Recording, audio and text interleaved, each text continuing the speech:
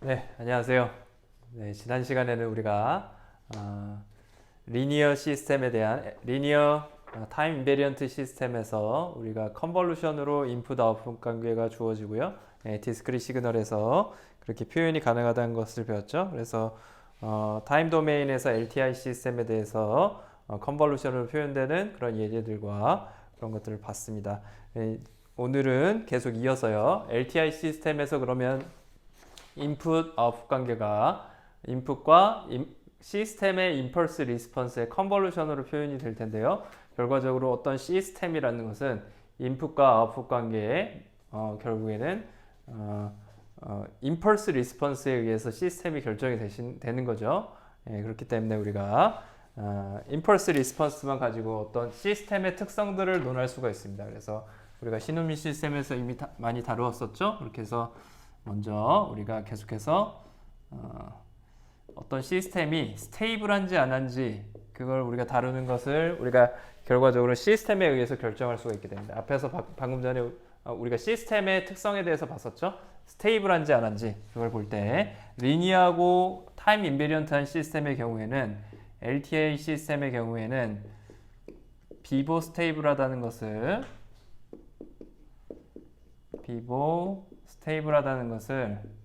우리가 다음과 같이 결정할 수 있습니다. 다음과 같이 시그마 n 값이 마이너스 무한대에서부터 무한대까지 hn의 임펄스 리스폰스죠. 임펄스 리스폰스의 절대값의 전체 서메이션한 값이 전체 모든 탭들을 다 더해준 값이 무한대보다만 작게 되면 그럴 경우에 우리는 이 경우에 그 LTI 시스템은 비보 스테이블하다라고 표현할 수가 있게 됩니다. 그래서 이걸 우리가 그 절대값을 취해준 거죠. 그 absolute value를 취해준 것이고요. 그래서 absolutely summable 하다고 우리가 표현을 해줍니다. 이런 조건을 가지고 있으면 우리가 그 LTI 시스템은 비보 스테이블하게 되는 것이죠. 그럼 증명을 한번 해보겠습니다. 우리가 앞에서 했던 비보 스테이블의 조건이란 것은 먼저 이쪽 방향으로 이 조건이 만족할 때 우리가 비보 스테이블이라는 것을 먼저 증명을 해보죠. 그러면 x 어떤 n이 bx보다 작거나 같다라고 우리가 어떤 인풋 시그널의 바운더리가 위아래 범위가 가질 수 있는 값의 범위가 bx라는 어떤 무한대보다 작은 인피니트한 값을 가진다고 해보죠. 그랬을 때 yn의 절대값이 어떻게 되는지 우리가 확인을 해보면 hn의 범위를 확인할 수가 있습니다. yn이라는 것은 결국에 xn과 hn, 임펄스 리스폰스의 컨볼루션으로 표현되니까요. hn을 k로 바꿔주고 그리고 x n-k 이렇게 하면 h와 x 순서가 바뀌어진 컨볼루션이 되겠죠. 그래서 k는 마이너스 무한대에서부터 무한대까지 이렇게 표현할 수가 있습니다. 그러면 이거의 값은 어떻게 되죠? 각각의 a 곱하기 b의 서메이션의 절대값이라는 것은 어떻게 되죠? 각각의 서메이션 안으로 절대값이 들어가면서 부등호가 항상 이렇게 주어지게 됩니다. 그래서 항상 서메이션은 절대값의 서메이션은 절대값이 안으로 더하기 안으로 들어간 것보다는 작거나 같아야겠죠. 그래서 n-k 이렇게 주어지게 되고요. 여기서 x의 n-k, hk라는 것은 각각 풀려져서 나오겠죠.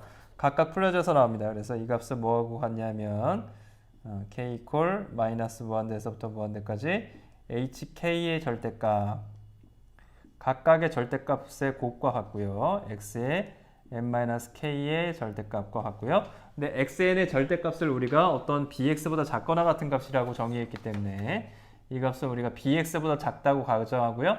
그럼 앞으로 전체가 나가게 되겠죠. 전체가 bx만큼씩 다 곱해져 있는 거니까 bx는 상수로 취급되니까 k에 대해서 상수죠. 그러니까 앞으로 나갈 것이고요. h의 k 이렇게 될 겁니다.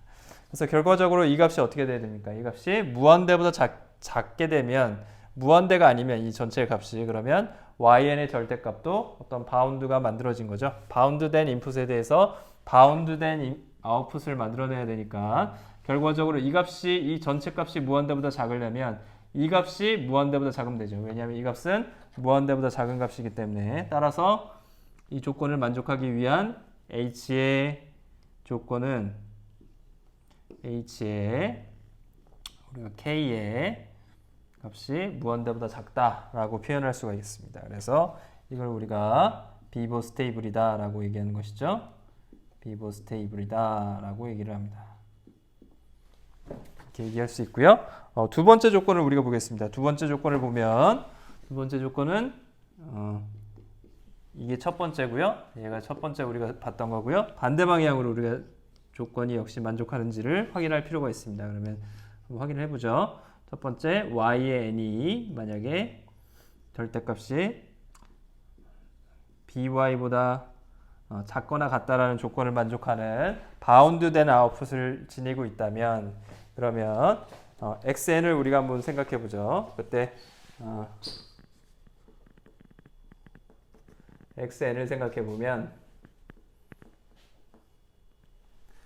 xn은 우리가 h의 어떤 xn을 한번 고려를 해보겠습니다. 시그넘 값을 갖는다고 생각을 해보죠. h의 마이너스 n에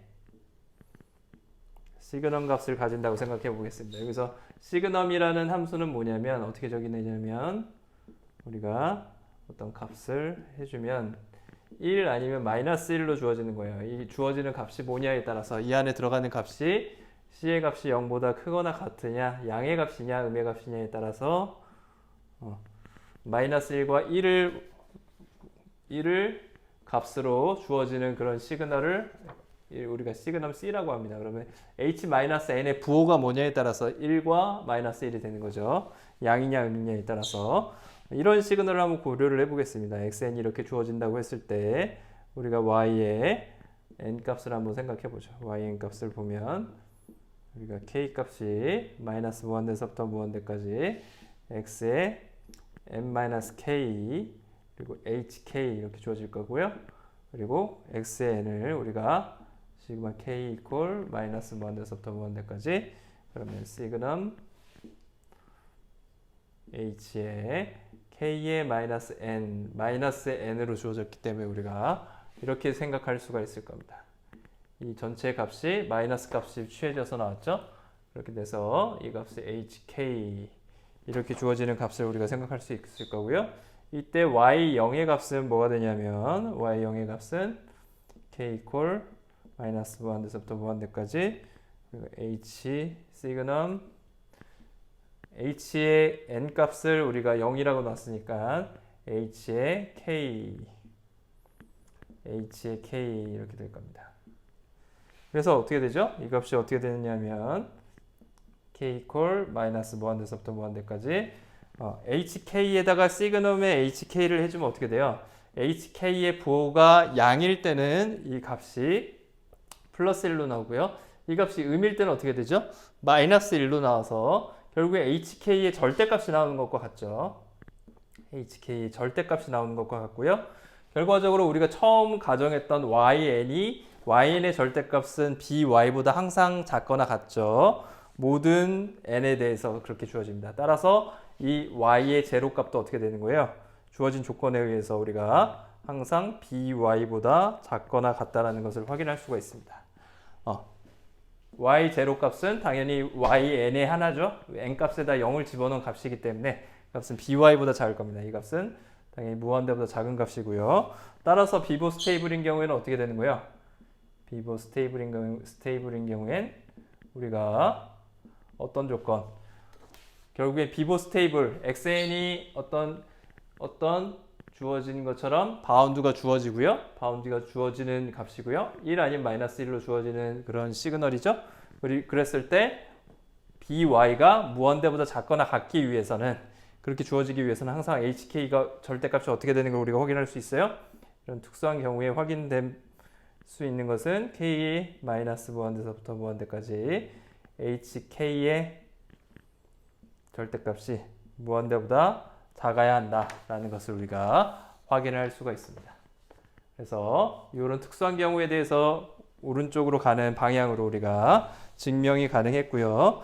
그래서 스테이블한 경우를 우리가 따져볼 때 스테이블한 시스템을 알아보기 위해서 LTI 시스템에서는 HN의 절대값이 그거의 전체 마이너스 무한대서부터 무한대까지의 합이 무한대보다 작다라는 것을 보이면 그런 LTI 시스템은 항상 스테이블하다는 것을 우리가 확인할 수가 있습니다.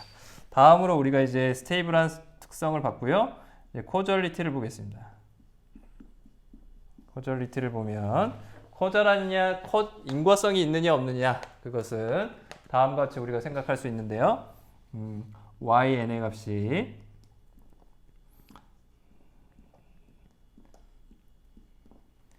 만약에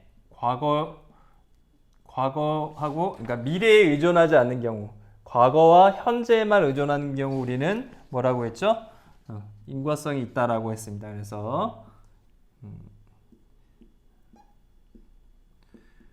그래서 xn에 대해서 만약에 k가 n보다 클 때, 즉 k가 n보다 클 때에 대해서 어떤 여기 n이 아니라 k라고 하죠. 주어진 n이 지금 현재 시점이죠. 현재 시점보다 미래의 시그널이죠. k가 n보다 크니까 미래의 인풋 시그널에 만약에 의존하지 않는다면 그런 시그널을 우리가 뭐라고 해요? 그런 시그널을 코절하다라고 얘기를 합니다. 그래서 코절리티는 그렇게 정의가 되는 거였고요. 그래서 따라서 우리가 YN을 우리가 만약에 시그마 LTI 시스템이기 때문에 가능한 거죠. LTI 시스템이기 때문에 우리가 N-K 그리고 X의 K로 우리가 정의를 할 수가 있다고 하면 결국에는 LTI 시스템에서 컨볼루션으로 표현이 된 것이죠. 컨볼루션으로 표현이 될 때 이럴 때 우리가 결과적으로 HN-K의 값이 뭐가 돼야 되는 거예요? 모든 K가 N보다 큰 시그널에 대해서 XK 중에서도 N값보다 큰 모든 시그널에 대해서는 항상 이 값이 영향을 미치면 안 되죠. YN에. 그러려면은 HN-K 그때 K가 N보다 큰 HN-K는 항상 뭐가 되어야겠어요? 결과적으로 0이 돼야겠죠. H의 N-K의 값이 언제 K가 N보다 클 때 0이 돼야 되겠 0이 돼야만 합니다. 그래야지 우리가 이 값을 갖다가 커절하다라고 설명할 수가 있게 되는 것이죠. 그래서 결과적으로 HN에 대해서 보면 어떻게 되는 거예요? 이 값이 0이 돼야 되는 것이죠. 그래야지 K 값이 N보다 큰 지점에 대해서는 XK가 YN에 영향을 미치지가 않죠. 다시 얘기해서 N으로 다시 표현해주면 이 값을 N으로 표현해주면 N 값이 0이 되면 되는 거고요. 즉 전체 H에 대해서 이 전체 N-K가 결국에는 뭐예요? 0보다 큰 지점이죠. 0보다 작은 지점이죠. N-K가 N이 더 K보다 작아야 되니까 N-K는 항상 N-K 값이 즉 N이 0보다 작을 때 N으로 바꿔주면 이렇게 표현할 수 있겠죠. 이 전체 가로 안의 값이 결과적으로는 0보다 작아지게 되면 항상 0이 된다라고 우리가 표현할 수 있게 됩니다. 이럴 때 우리는 커절이라고 표현을 할 수가 있어요. 커절이다라고 언제? LTI 시스템에 대해서는 LTI 시스템일 경우에는 우리가 이런 조건으로 우리가 커절하다라는 조건을 생각할 수가 있게 된다는 겁니다. 앞에서도 봤었죠? LTI 시스템에 대해서는 언제 스테이블하다? 이렇게 주어질 때 결국에는 뭐죠? 주어지는 HN, Impulse Response, HN이 우리가 어떤 조건을 가지느냐를 가지고 그 시스템이 어떤 특성을 가진다라고 설명할 수가 있게 된다는 것입니다. 네, 이해되셨죠? 우리가 이전에 시노미 시스템에서 Continuous Time 시그널에 대해서 봤던 것과 모두 동일합니다. 동일한 내용이었고요. 자, 그럼 계속해서 이제 우리가 임펄스 리스폰스와 우리가 인풋의 컨볼루션으로 어떤 시스템의 아웃풋을 표현할 수 있기 때문에 그 시스템은 결국에 임펄스 리스폰스로 표현할 수 있게 되고요. 그런 특성을 기반으로 하기 때문에 우리가 LTI 시스템의 캐스케이드 커넥션, 직렬로 연결될 때 특성을 우리가 표현할 수가 있습니다. 그래서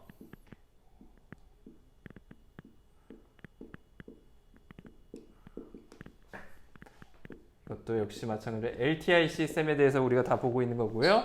XN이 인풋 시그널로 들어왔을 때 처음 우리가 H1N이라는 임펄스 리스폰스를 가지는 시스템을 거쳐서 H2N이라는 임펄스 리스폰스를 가지는 두 번째 시스템을 거쳐서 나온 시그널을 우리가 아웃풋 시그널 YN이라고 하면 이 시그널은 결국에 뭐가 되는 거예요?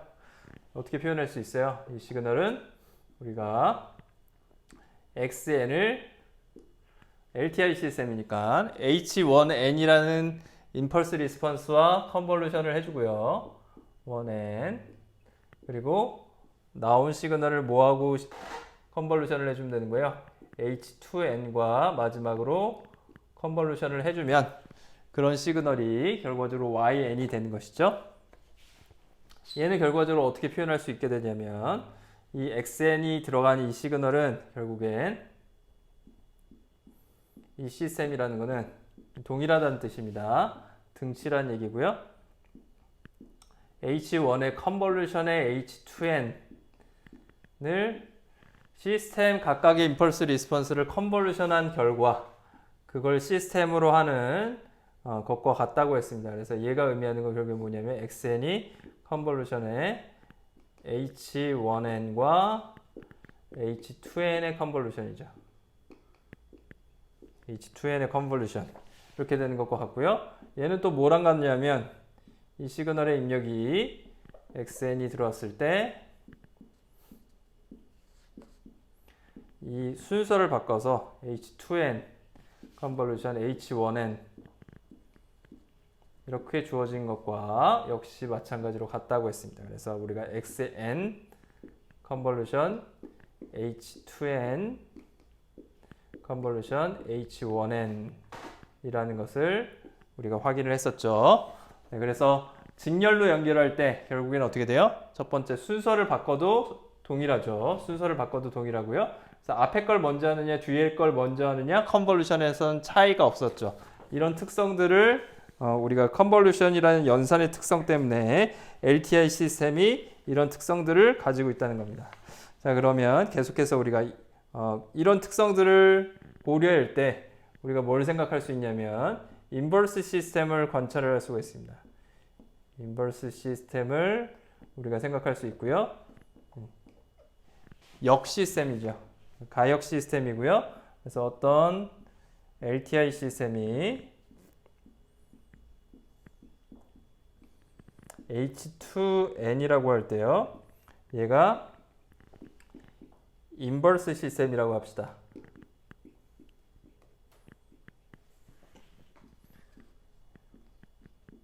가역 시스템이고요. 어떤 주어지는 LTI 시스템 X1에 대해서 H1N에 대해서 그거의 인버스 시스템의 H2다라고 주어진다고 합시다. 그랬을 때 우리가 H1N과 H2N은 결과적으로 뭐가 나오는 거냐면 두 개의 임펄스 리스폰스는 결국엔 임펄스가 나오게 되는 거죠. 무슨 얘기냐? XN이라는 시그널이 인풋으로 들어갔을 때 두 개의 시그널의 전체 시스템이 만약에 우리가 시스템의 임펄스 리스폰스가 그냥 임펄스라면 그러면 아웃풋은 뭐가 되는 거예요? 아웃풋은 역시 XN이 되는 것이죠. 얘가 왜 그러냐면 결국에 XN하고 컨볼루션은 뭐가 되는 거니까 임펄스의 컨볼루션이 자기 자신이죠. 컨볼루션 연산에 대한 아이덴티티 시그널이 뭐냐면 임펄스 시그널이에요. 그렇죠? 어떤 시그널에다가 어떤 시그널을 컨볼루션을 해주면 그 자기 자신의 시그널이 그대로 나오느냐 하면 그게 임펄스죠. 그래서 얘는 결국에는 우리가 컨볼루션 연산을 해줬을 때 이렇게 나온다는 거 우리가 이미 확인한 바가 있죠. 항상 어떤 XN이라는 시그널은 우리가 임펄스의 시프트된 버전의 웨이트를 곱한 것, 그 시그널의 웨이트를 곱한 것과 같다라는 거 우리가 이렇게 표현할 수 있다고 했죠. 그래서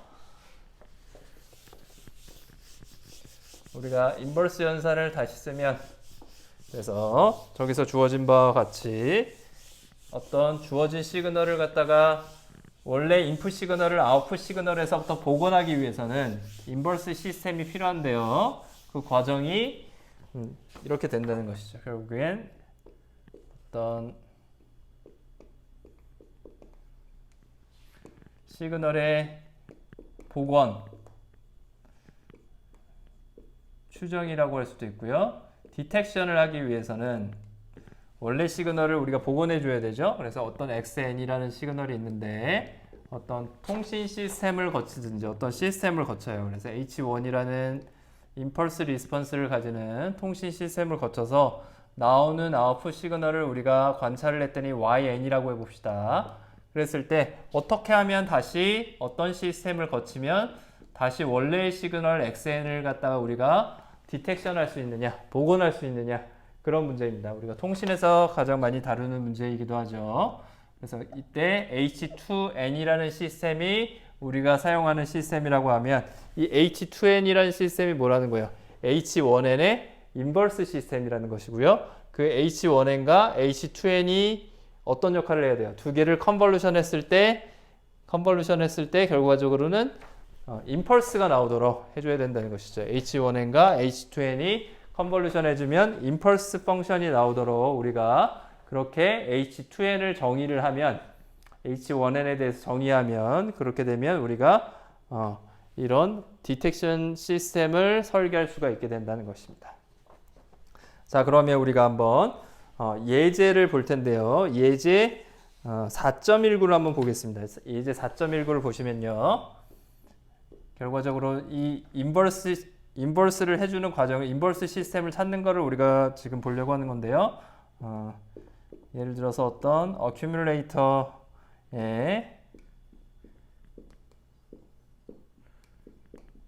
인버스를 한번 보겠습니다. 그러면 HN을 우리가 μn이라고 하고요. μn이라고 하고 그러면 임펄스 리스폰스가 μn으로 주어진 스텝 펑션 시그널로 주어지는 거죠. 그랬을 때 이 인버스 시스템을 구하는 거예요. 이거의 인버스 시스템 H2N은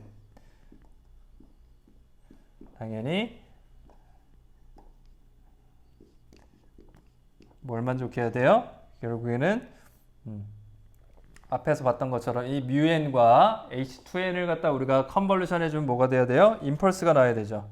그래서 μn과 얘가 스텝 펑션 시그널이 주어지는 어큐뮬레이터의 임펄스 리스폰스라고 할 수 있는 거니까요. μn과 H2N의 컨볼루션이 뭐가 되는 거죠? 예, 임펄스가 되는 거죠. 임펄스 펑션이 되면 그러면 이 H2N은 인버스 펑션이 되는 거죠. HN의 인버스 펑션이 될 수 있는 거죠. 인버스 시그널이 될 수 있고요. 그러면 인버스 시스템이죠. 시그널이 아니라 그러면 K는 마이너스 무한대에서부터 무한대까지 우리가 H2K의 이 순서를 바꿨습니다. 컨볼루션의 순서를 바꿨고요. 그리고 N 대신에 K를 넣어줬고 μn에서 우리가 K로 바꿔준 다음에 반전해서 n만큼 시프트하면 n-k가 되겠죠. 네, 이렇게 주어지는 이렇게 우리가 표현할 수 있겠죠. 컨볼루션을 이렇게 썼고요. 결과적으로 우리는 어떻게 생각할 수 있습니까? μ의 n-k라는 부분은 얘는 이 부분은 어떻게 주어지냐면 우리가 1 아니면 0인데요. 언제? n-k가 0보다 크거나 같을 때는 1이고요. 나머지는 뭐예요? n-k가 0보다 작을 때는 항상 0이 되는 그런 시그널입니다. 그런 시그널이라는 특징을 가지고 있죠. 그래서 이걸 우리가 다시 써주면 어떻게 되는 거죠? k가 마이너스 무한대에서부터 결국에 뭐예요? n 값이 k보다 클 때는 뭐예요? n 값이 k보다 크거나 같으면 1이고 나머지는 다 0인 거죠. 결과적으로 우리가 k 값은 어디까지 가능한 거예요? k 값이 n보다는 커야겠네요. n보다 크면 0이 되겠네요. n보다 작아야겠네요. 그래서 k 값은 n보다 작은 값까지 우리가 생각할 수가 있습니다. 그때는 우리가 이 값이 항상 1이라는 걸 우리가 생각할 수 있겠죠. 그래서 h2의 k에 곱하기 1 나머지는 나머지 경우에는 k가 n보다 큰 경우에는 항상 이 값이 0이 되기 때문에 이 수식이 의미가 없어지죠. 다 0이 돼버리죠. 따라서 이 값이 결국엔 임펄스의 n이 돼야 된다는 것이죠. 자, 이걸 만족하도록 우리가 H2n을 설계를 해야 돼요. 결국엔 이런 임펄스를 만족하는 H2n을 우리가 설계를 해야 됩니다. 그걸 찾는 게 아주 쉽지는 않아요. 조금 까다롭습니다. 하나하나 따져봐야 됩니다. 그래서 우리가 첫 번째는 n값이 0보다 작을 때, 그때 k는 마이너스 무한대에서부터 n까지 h2k에 이 값이 0이다. 이렇게 표현할 수가 있겠고요. n값이 0보다 작게 되면 결국에는 어떻게 돼요? 이 값은 0이 되는 것이죠. 그래서 범위를 우리가 나눠서 한번 생각해 보겠습니다. n값이 1일 때, 0일 때 뭐 그런 값들을 생각을 해볼 텐데요. n값이 0보다 작게 되면 결과적으로는 k-무한대에서부터 n까지 합이 이 값이 항상 뭐가 되는 거죠? 0이 되겠죠. n값이 0에서만 1이 되니까 이렇게 표현이 될 겁니다. 그 얘기는 무슨 얘기냐면 h2n은 항상 어떻게 돼야 돼요? 이 값이 항상 0이 나오려면 어떻게 돼야 돼요? n값이 0보다 작을 때 그 값이 항상 0이 나오려면 결과적으로 여기 들어가는 모든 값들이 항상 그걸 만족해야 되니까 h2의 n 값도 0이 돼야 되겠죠. h2의 임펄스 리스폰스를 이제 우리가 찾을 수가 있는 거죠. 언제? n이 0보다 작을 때는 0이 돼야겠죠. 그죠? 얘를 만족하기 위해서 이 값이 이렇게 주어지는 것을 확인하기 위해서 우리가 만족을 할 수가 있습니다. 결과적으로 우리가 생각할 수 있는 건 뭐냐면 k 값이 0에서부터 n까지만 만약 더해진다. n 값이 0보다 작을 때 그럴 때도 역시 마찬가지로 이 값을 만족하는 것을 확인할 수가 있겠죠. 자, 두 번째. n 값이 0일 때 그러면 어떻게 돼야 돼요? 그러면 n 값이 0이다. 그러면 여기서 우리가 유추할 수 있는 것은 첫 번째 뭐였냐면 k 값이 0에서부터 n까지 h2k를 다 더해주면 어떤 값이 된다는 거예요, 이게. 이렇게 되면 어떻게 되는 거죠? n 값이 0일 때를 제외하고는 n 값이 0이면 어떻게 되죠? n 값이 0이면 0보다 작을 때를 우리가 고려해야 되죠. 0보다 작을 때는 항상 0이고요. n 값이 딱 0일 때 어떻게 되는 것이죠? n 값이 0인 지점에서 1을 가지겠죠. 1을 가지고 주어지게 됩니다. 그래서 우리가 h2의 제로 값은 이 값은 임펄스의 우리가 n으로 생각할 수가 있고요. 왜냐하면 지금 여기서 보시면 n 값이 0보다 작을 때를 생각했을 때는 항상 0이 됐었고요. 근데 n 값이 0보다 작지 않은 지점을 생각했을 때 n 값이 0부터 시작하면 어떻게 되죠? 그 나머지 부분에서 뭐가 돼야 돼요? 임펄스의 n이 돼야 되잖아요. 그렇죠? 그래서 n 값이 k 값을 갖다가 우리가 n 값이 0보다 작지 않다고 생각하고 그러면 k는 0에서부터 n까지를 우리가 생각할 수 있겠죠? 그 부분이 항상 뭐가 나와야 돼요? 임펄스가 나와야겠죠. 이 전체에서 결과적으로는 임펄스 시그널이 나와야 하는데 그런데 n이 만약에 0보다 작은 지점에서는 항상 0이 돼 버리니까 그러니까 그게 무슨 얘기죠? 이 중간값 n 값이 0보다 큰 값도 있을 거 아니에요. n 값이 0보다 큰 값. 그래서 0에서부터 n까지 있는 지점에서는 델타 n이 나야 된다는 것이죠. 즉 마이너스 무한대에서부터 0까지는 앞에서 얘기했던 이 값이 다 0이라는 얘기는 뭐예요? 이게 다시 얘기하면 n 값이 0보다 작다라는 얘기는 뭐죠? 이게 k 값이 마이너스 무한대에서부터 0까지 우리가 생각할 수 있다는 것이죠. 그 값에서는 합이 다 0이고 그러면 그 n 값이 0보다 크거나 같은 구간에서는 얘네들을 다 더하면 뭐가 된다는 거예요? 델타 n이 나는 것이죠. 임펄스가 나와야 된다는 것이죠. 그래서 h2의 0의 값은 n 값이 0일 때 어떤 값을 가지게 되냐면 n 값이 0일 때는 0을 그대로 바로 집어넣으면 되는 거죠. k가 0에서부터 0까지니까 h2의 0의 값이 n 값도 0이죠. 임펄스의 0은 뭐가 되죠? 1이죠. 그래서 h2의 0의 값은 1이 돼야 된다는 것이죠. 그런 조건에서 우리가 살펴보면 세 번째는 우리가 n값이 1일 때를 우리가 생각할 수 있습니다. n값이 1일 때는 어떻게 되죠? n값이 1이면 결과적으로는 0, 1 더해준 값이 임펄스가 나야 됩니다. 그래서 h2의 0과 플러스 h2의 1, n값이 1이니까요. 이렇게 되겠죠? 그리고 임펄스의 1이 될 거예요. 임펄스의 1은 뭐죠? 0이 아닌데 구간에선 임펄스는 항상 0을 가지죠. 이 값이 0이 돼야 됩니다. 결과적으로 h2 0가 1이었고요. h2 1은 따라서 뭐가 됩니까? 마이너스 1이라는 걸 우리가 확인할 수가 있습니다. 맞죠? 조금 까다롭습니다. 자, 그리고 네 번째 조건.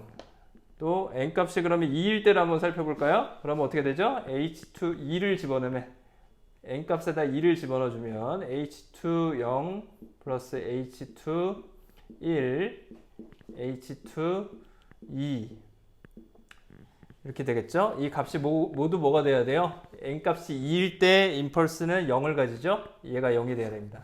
그래서 얘가 1, 얘는 마이너스 1. 그럼 얘가 얼마여야지 얘가 0이죠? 네, h2의 2는 2부터는 0이 돼야 됩니다. 이런 조건을 가져야 돼요. 따라서 어떻게 되는 거예요? 나머지도 어떻게 돼요? 이 값이 계속 반복되죠? 이렇게 3일 때도 역시 마찬가지. 3일 때도 h2에 3을 넣으면 어떻게 되는 거예요? 0이 돼야 되니까 h2의 3도 0이겠죠. 이 h2의 3도 0이 될 것이고요. h2의 어떤 3도 0이 될 것이고요. 네, 얘가 계속 반복됩니다. 이렇게 다 0이 되죠. 그래서 h2의 값은 언제만 값을 가지죠? 0일 때하고 1일 때만 값을 가지는 우리가 임펄스 리스폰스 h2의 임펄스 리스폰스를 우리가 구할 수가 있습니다. 그래서 그 임펄스 마이너스의 1 n값이 1일 때는 이렇게 주어지는 시스템이겠죠. 자, 이게 맞는지 한번 확인해 볼까요? hn 원래 뭐였죠? μn이었죠. μn과 h2n을 갖다 우리가 컨볼루션을 해보면 그게 뭐가 나야 돼요? 이게 뭐가 나야 되죠? 임펄스가 나야 된다 그랬죠? 그러면 이 h2n이 이 앞에 있는 시그널의 시스템의 역시그널, 역시스템이라고 얘기를 했습니다. 그래서 우리가 hn 컨볼루션에 h2에 n을 했을 때 값이 실제로 임펄스가 나오는지 확인해 보겠습니다. μn에다가 컨볼루션에 h2n을 넣어주면 임펄스 마이너스에 n-1로 우리가 구했죠? 얘가 실제로 역시스템이면 이 시스템에 이걸 임펄스 리스폰스로 가지는 시스템에 얘가 역시스템의 임펄스 리스폰스면 컨볼루션 했을 때 임펄스가 나와야 되죠. 그럼 어떻게 되죠? 컨볼루션 얘 먼저 해주고 마이너스의 컨볼루션 이렇게 되죠? 그럼 얘는 뭐가 됩니까? μn 컨볼루션 임펄스 해주면 그대로 μn이 되죠. 네, 그리고 마이너스의 m'의 n-1만큼 해준 임펄스를 갖다가 컨볼루션 해주니까 역시 마찬가지로 시프트만 됩니다. n-1 이렇게 되겠죠. 그럼 μn에서 μn-1을 해준 게 뭐예요? μn은 스텝 펑션 시그널이었고요. 그걸 하나 스텝 1만큼 이동한 걸 빼주니까 남는 건 뭐죠? 0일 때 1이 되는 임펄스 시그널 이렇게만 남게 된다는 것이죠. 네. 이해되셨나요? 네, 이 부분 꽤 중요한 부분이고요. 그래서 결과적으로는 우리가 인버스 연산을 실제로 확인했어요. 어떤 특수한 경우에 대해서 이게 실제로는 우리가 컨티뉴어스 타임 시그널이 아니라 디스크리트 타임 시그널이기 때문에 인버스 시스템을 찾긴 찾았어요. 맞았어요. 실제로 보니까 인버스 시스템이 맞네요. 맞는데 중요한 건 이걸 아주 일반적으로 찾기는 굉장히 어렵죠. 쉽지가 않습니다. 그래서 뒤에서 어떤 걸 우리가 배우게 되나요? 인버스 연산을 하기 위해서 주파수 영역 시그널, 주파수 영역 스펙트럼을 놓고요. 그걸 우리가 인버스를 쉽게 해줄 수가 있죠. 곱으로 우리가 표현해 줄 수 있었죠. 그때는. 네, 그래서 그 임펄스 리스폰스에 우리가 프리퀀시 스펙트럼을 구해서 인버스 연산을 인버스 시스템을 쉽게 구할 수 있다라는 것을 뒤에서 우리가 확인할 수 있고요. 오늘은 그 LTI 시스템에서 우리가 인버스 연산을 어떻게 찾는지 한번 디스크리트 시그널에 대해서 살펴봤습니다.